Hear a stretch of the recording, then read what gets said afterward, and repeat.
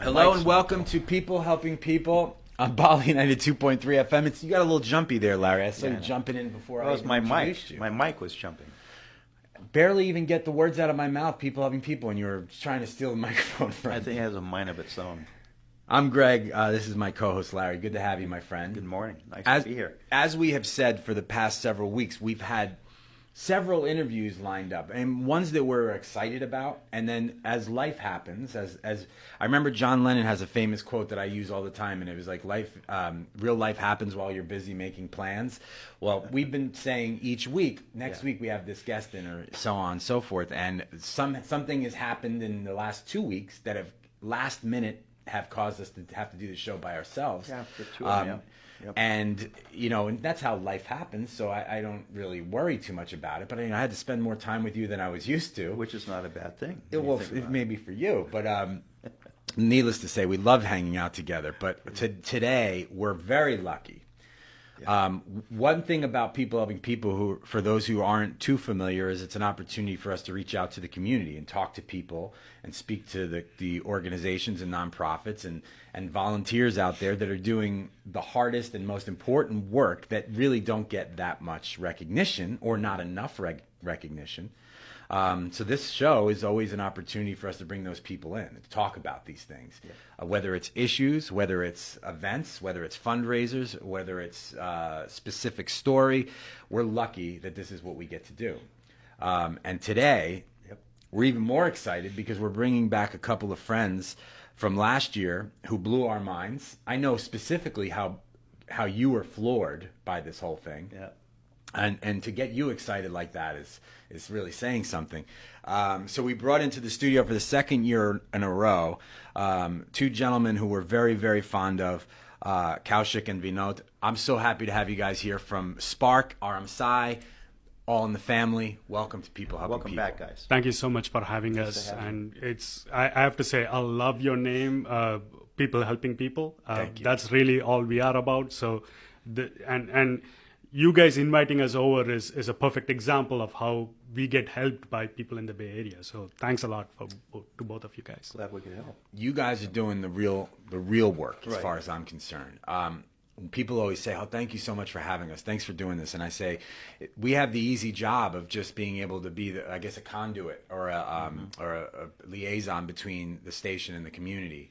We love doing it, but what you guys are doing, and I specifically would like to start talking a little bit about SPARC, because we strongly believe in the future and children being really the last hope because of where our society has gone. Everything is so high energy, social media and phones, smartphones, and it's sort of losing a little bit of what's important, but kids always bring it right back, right? They're the hope of the future. Absolutely. And SPARC, which is an amazing concept, is what we're here to mostly start with and talk about. Can you tell me a little bit, Kaushik, about SPARC?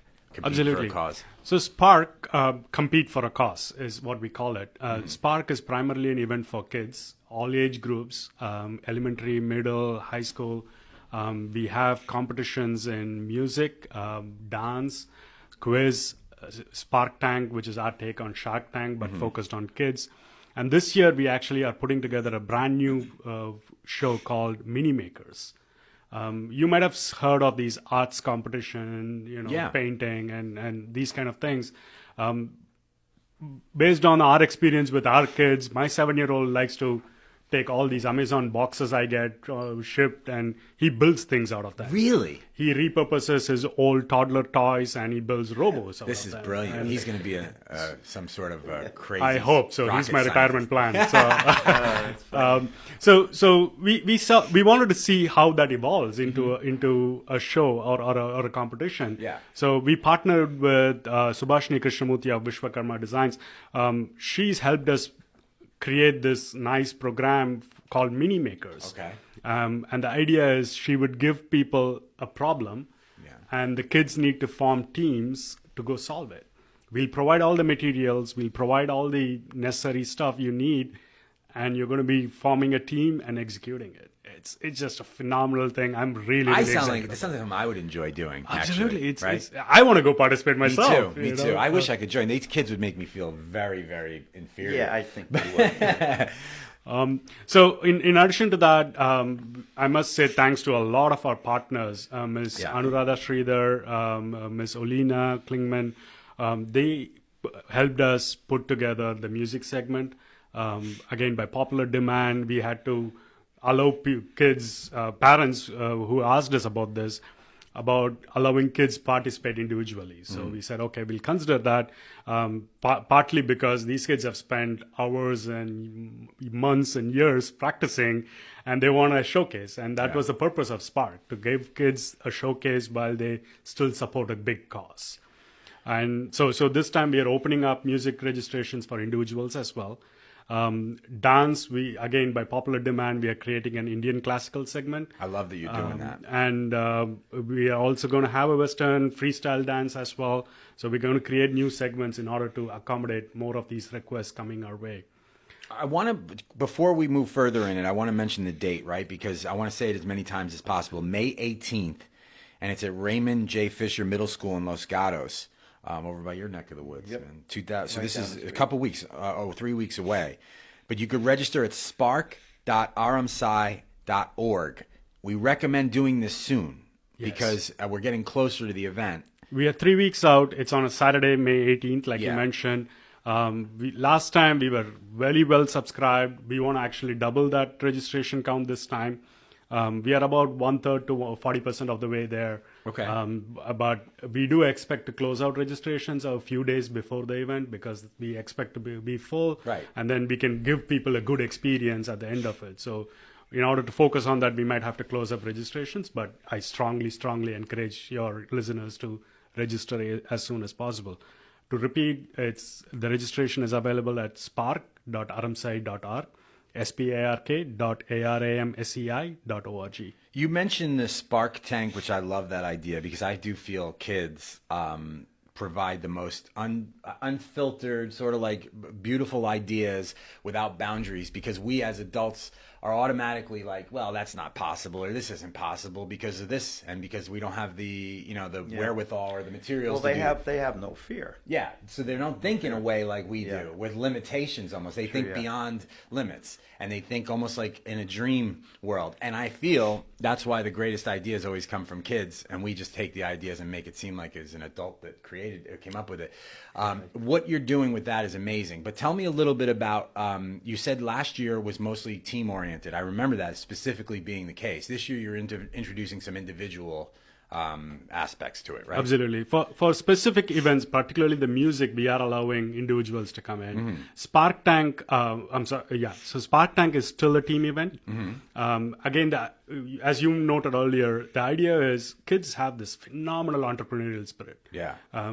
Frankly, sometimes it's a little hard for parents to keep saying no to these ideas, and that's where it is. It's whenever you talk about problems, they always have a solution, right? And especially there are kids 5 years, 7 years, 8 years old who are taking their old toys, giving it away to other kids. Yeah. Right. And they want to do good. They want to help create an environment where other kids will also participate. I know of kids who go to their school events and talk about how they are donating stuff, how they are spending time doing things for social causes, and encouraging their friends to follow them. That's the kind of peer pressure we want the kids to have, proper right? peer pressure. And in fact, so we want to build on that. We want to give a forum for kids who have these great ideas to come and present to us. And you compete, and your cause could just win, and that's what we want to see. Again, within that, we partnered with Ms. Anu Natarajan, former vice mayor of Fremont, and she has helped us create this great theme around SPARC Tank called Stop Waste. Okay. And so, again, she works with stopwaste.org and does great things for waste management and global warming and all the climate. So what exactly would that be? It's more about like taking things that we are typically going to just throw into the garbage and seeing a way to repurpose them? Is that sort of what it is? So to build on that, we are asking kids to come up with a theme. We giving them the theme, about stop waste, but we want the kids to come up with ideas around it. Okay. Right? Do they have any kind of direction as to what they should be doing? We don't. I mean, you mentioned this earlier. We don't want to limit the thinking and the ideas behind it. We want to hear what people think, and particularly the kids. Well, right? that's a scary thought. Yeah. For you and I, that would be scary. Yeah, but not for a kid. I think it's brilliant. No, I know. The one thing that really always strikes me about this is that I feel that what gets lost as we get older is sometimes we don't tend to work in the proper way with others, right? Teams. Yeah. I think when you put minds together and you figure out what your role is in there and what you're going to do, sometimes the greatest things happen, right? You learn how to work with people, you learn how to communicate with people, and it's what you're primarily doing is giving these kids the spirit with each other to kind of like work with each other's personalities and qualities, right? But I also do like that you introduce some of the individual elements in it, because there are, as a parent too, you probably say like, my kid has this great voice or is an amazing dancer. That really doesn't fit into a team, if you will, right? So what was the logic in doing this? Is it just every year you want to expand it and make it bigger and change it up a little bit, or is it something you were getting from the families themselves? It's a bit of both, actually. Obviously, we want to grow this because we think this is an event that Bay Area doesn't have many of. Right. It is a type of event that I don't see often. Most of the events I've seen around the Bay Area are more academic. Sometimes these competitions exist, but they are almost always individual. Right. But in our case, we started with the concept of it being a team event because kids not only need to compete, but they need to compete as a team. And you learn a lot of soft skills by doing that. Right. And being able to do that. And we've seen some phenomenal performances. This is our 5th year putting together this show. And some of the performances we've seen are just mind-boggling. I'm sure. So we got some feedback saying, hey, my kid has been looking forward to your event for the last year. He participated the last year. He wants to do it again this year. And he's practiced this one piece that he just is so enthused about performing. And so we've heard a few of those stories, and we don't want to say no to these people. So, of course. And it's great that the kid is the one encouraging the parents to reach out and ask us. So we said, okay, well, let's figure out a way to make this work. And so, it really is beautiful. Yeah. The whole thing. It's like it's such a unique angle. What you guys are doing, putting the spotlight on them. It's like a talent show, but to the next level, right? I love the one thing. If you could spend a moment explaining how you introduced the idea of the sounds around the house. I don't remember how you did it, but like you said, they have to sort of problem solve or determining what the sound is they're hearing. Sure. So this was at actually our quiz event last year. Yeah. Our partner Vidya Pradhan did a phenomenal job of this, and I was telling you earlier, typically quiz events are thinking events. Even as an audience, you're thinking. You're trying to answer the question and you answer it. Right. You want to get it right. You want to score as many points. Vidya did a phenomenal job making it entertaining as well. She had this one round where she was playing noises around the house, and the kids need to guess what machine or appliance or whatever it was. There was one where there was a laundry machine running, washing machine running. And it's funny to see the parents in the audience wanting to jump up and answer, but the kids are like thinking about it, and it is such a fun event. Because they don't do the laundry, so it's not like, they hear that all the time, but it's not like you could say, I do that, so I know what that is, right? So in fact, one of our volunteer parents came in and told us after the event that, hey, first time ever, my kid came to me and said, hey, I want to do the laundry today just to see what this looks like. That parent was like, thank you so much. Exactly. and that's part of what we want to create is that culture of have fun, doing good and doing social causes, doing volunteer efforts does not need to be boring. That's right. It's all about having fun. We feel passionate about this. We want to do this. But there is no reason why it cannot be fun either. That's true. And we want to engage kids in a way where doing good is a sustainable thing for us in the future, because these are the kids who are going to be our volunteers, be our rulers, They're going to be sitting in they're going to be 4 of them in here in about 15 years doing the same thing we're doing, right? Absolutely. And we're going to be like, oh, remember when we did that? Not even nearly as good as they're doing it. Did you have something? I heard you were... Oh, it's just the age groups again? Yeah, So you get good the call. purchase The payback. good one. So there are different events have different age groups. Our major focus has been in the elementary and middle school. Again, all the details are available at spark.aramsei.org. We have a lot of music participants come from elementary and middle. Dance has primarily been elementary, but there is no age group differential to speak. Quiz and SPARC Tank has mostly been elementary and middle again. Do they get grouped with their own age, essentially? Mostly, around? yeah. So, like, high school wouldn't be going against the grammar school kids or elementary No, school. typically not. I would hope. It depends on the event as well. Of course, in music, there is a differentiation there. With ideas, there's not necessarily Right. anything. We allow parents to help the kids create presentations, practice with them. And our judges all have kids themselves, so they Right. know how to measure, Yeah, these I'm differences. sure it's weighted a bit, Yeah. in the right way. Absolutely. I want to come back to Spark, but I feel like it might be a good idea since we're a little more than halfway in to turn it over to you, Vinod, because you will talk a little bit more about where it all comes from, which is Aram Sei, and you guys have been doing amazing work. So I'd love for you to share a little bit about what that really is. Yeah, so Aram Sei is a non-profit which is based out of the Bay Area. So we were founded in early 2012, and since then we have been helping grassroots charities around the world in the areas of healthcare and education, focusing primarily in these areas. So our core group has been volunteering for different organizations in the past. But what we felt was there are certain areas of the community where there is not a lot of reach of these bigger organizations, where there is a need for some kind of service to the community is needed, but it's being catered locally by the local people of the community itself. And these are these grassroots charities which don't get a lot of exposure, but they are doing really good work, and they could use a little help in different areas.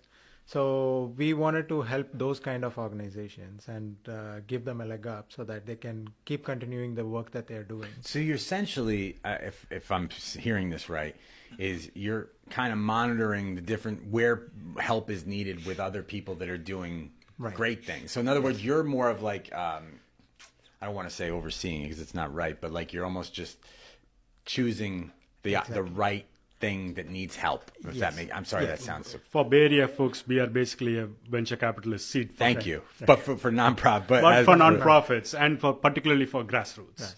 That's the most unbelievable way to put it, and it's also the most unbelievable concept because it's like identifying what needs the push and what can use the extra help as opposed to just trying to create something else in its own way, you know. I think that's sort of, we've always discussed that too, in a way we like to think of ourselves in that way, where it's like sort of just pointing and figuring out who we can pull in and say, you need to have more people to hear you and talk, learn about what you're doing on a way different scale, obviously. But Vinod, can you tell me a little bit about how you guys go about that process? For example, like where do you find out about these different? Yeah, that's a very good question, Greg. So that is one of the most important things that for us to do. Right? So we want all our work to have the most impact in whatever we support. So for us, it's very important for us to find the organization and people who are doing the good work and who we know that whatever support we give, either monetary support or any kind of assistance, goes the farthest, right? So how we usually go by is we try to get referrals.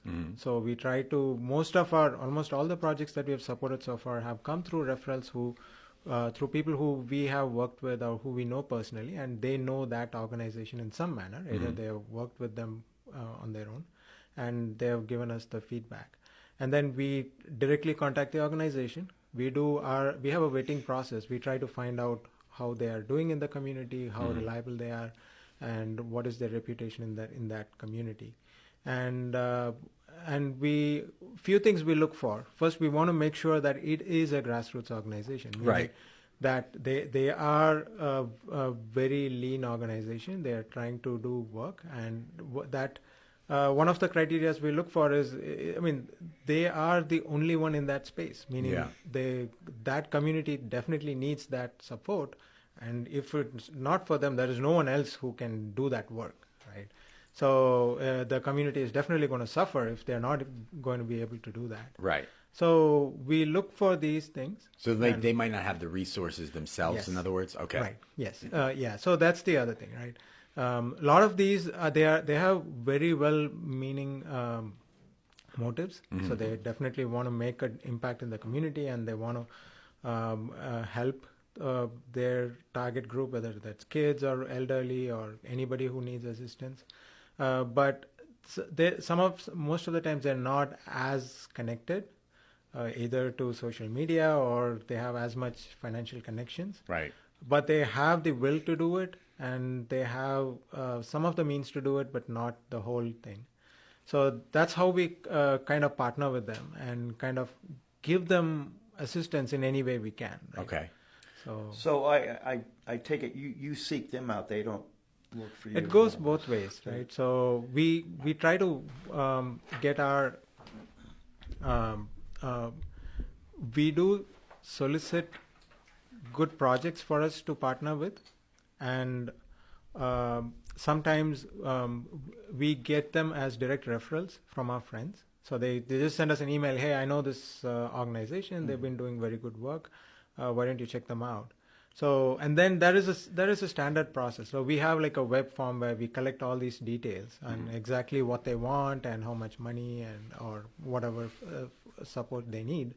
And then we kind of once we get the basic information, and then we do our own vetting process, go through our own vetting process. So, so it goes both ways, right? So we are constantly looking for these organizations. As I said, we have a lot of criteria to meet. Yeah, I was going right? to say, it seems like but that's great. You should, right? Yeah. Because you can make yourself look terrible if you're not doing that due diligence. Yeah. A question about that, though, is so would you need people to help? Do you need people in Aram Sei, for example, that are going to come in and volunteer to help you and work with you guys? Do you seek out volunteers, or do you mostly just have what you have, but you're always looking for more of those little nonprofits or groups that are doing really good things?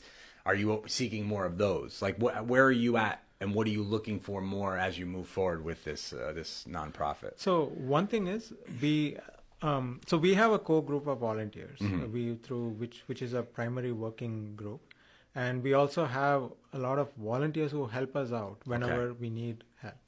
Right, so like when you're trying to put together an event like SPARC, we get a lot of people helping us out. So we could always use help as volunteers to do our fundraisers or events or anything like that. We are always welcome to more volunteers who can come and help us out and also understand what we do and be part of the whole organization. Right. And the other thing we are also always looking for is very good projects or charities that we can partner with and actually help them do better in whatever they are currently engaged in. Okay. Right? So that's one of our biggest challenges. And also, I mean, at the end of the day, all the work we do, like all the funds we raise, it has to, that's where everything kind of comes together. Yeah. Right? The more impactful projects that we work with, I think it just gives a lot more meaning to all the other work that we do, which is getting the community together, raising funds, or creating awareness and things like that.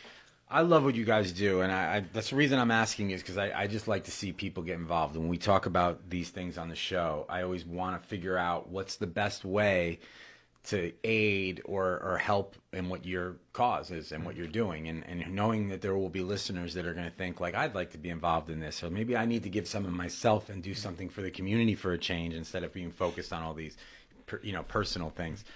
So I always recommend just get in touch. If you want to get involved in some way, get in touch. So they would just go to the website, I would assume. Yes. Right? Yes. So it's aramsei.org. Yes. Let's circle back for a moment. The event is only 3 weeks away from this show airing, right?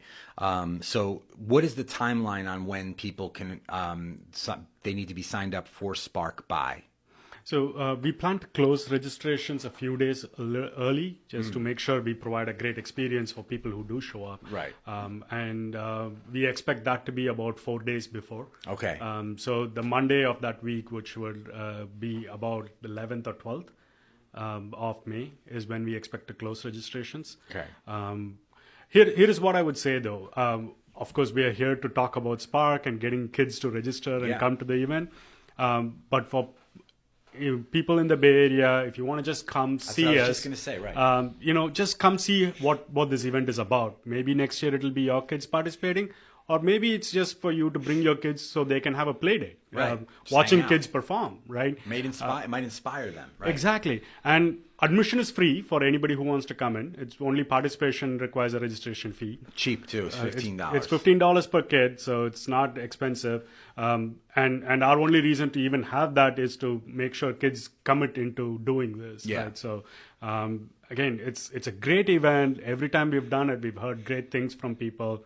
And I would strongly encourage even parents to just bring their kids over for So they can just stop in? Absolutely. Okay. The event starts at 8 in the morning. We're going to go on till about 6. I was just going to say, it goes all day? All It's day. it's a You're full going to day. have different segments come in at different times, of course. Music is primarily in the morning, dance is in the... And there's food at the, like you can There get will some- be food for sale as well. Okay. They can come register on the day off if we still have openings. We'll update all of that on our website for sure. Okay, so anybody can find this out. I'll ask you then, we have a few moments left. Is there anything that we didn't cover that you want to make sure it gets mentioned here? Couple of people I really want to thank. Please do. Mr. Mani Subramaniam from Shasta Foods and Neetu Mehta from My Travel Fair, as well as SPARQ. These people have basically been our sponsors when putting this event together. Thankfully, this is partly why we are able to keep registration fees low and Yeah. put together a show at a nice location where people can come and participate. In addition to that, of course, there are two major people who've been our patrons from the beginning, Mr. Ram Murthy from Madras Cafe, as well as Mr. M.R. Rangasamy from Indiaspora. These people have been patrons for us, encouraging us, investing time, advising us. A lot of our processes are put together by people who like this, who are always encouraging and advising us about how to take this organization forward. So beautiful. my big thanks to all of those people. Thank you for mentioning that. Vinod, do you have anything you want to? Yeah, I mean, just that thanks for giving us the opportunity to be here and talk about our organization and our upcoming event. And as you were mentioning, we do encourage any form of assistance that we could get. We do encourage some project nominations that people would like for us to look into so that we can support. Okay. There is a link in our website through which they can, it's just online. You can just go give very minimal details and we'll do the follow-up with that to see if we can actually work with those charities or organizations. Okay, awesome. Larry, anything you want to mention? No, basically, what we try and do sometimes, well, a lot of the time, is collectively between the two of you, what can you leave the listeners with after the show today to take away? Something that you think is important. This is our thinking. The reason our organization exists is so we can pay back to the society what we got from it. And I know both through my friends and from people I hear, Bay Area has a lot of these people. We would love for them to engage with us, whether they volunteer with us, donate to us, or support us, or ask us how we can help them out. And in order for Bay Area population, my biggest ask is come see what we do. Yes, it's a little bit of your time, but we won't ask any more. You come see what we do. Maybe we can convince you that we do good work, and we hope to partner with everybody. Fair enough. Perfect. Yep. I personally want to thank you guys. I think you represent a lot of people like myself that, you always want to do good things. You want to feel like you're a part of something bigger than you. And you guys have kids and you have lives and jobs, and yet you're putting all your time and energy and passion into something that's helping the next generations. I really appreciate you guys. And I also think you're great people. So on top of it all, you're not just you're living what you're preaching, and I thank you seriously for being here and for doing what you guys are doing and leading a charge that a lot of us wish we could lead and we don't. So thanks for that. And I really recommend people get involved and be a part of SPARC this year. And if not this year, go watch it and then maybe be a part of it in the future, because I'm sure this is going to be around for a long time. May 18th, it's going to be happening at the Raymond J. Fisher Middle School in Los Gatos. I recommend going to the website and registering your kids, spark.aramsei.org. Anything else? It's all good? Thank you so much for having us here. It's been phenomenal. You guys have had us back. This is our third time. So amazing. We absolutely love the support. So love thanks being a with lot. you guys. We always love having you guys back. Thank you. So support SPARC, support Aram Sei, and thank you for joining us on People Helping People. Lara, I'll see you next week. You got it. And we'll see you back here 9 o'clock on Bala 92.3 FM.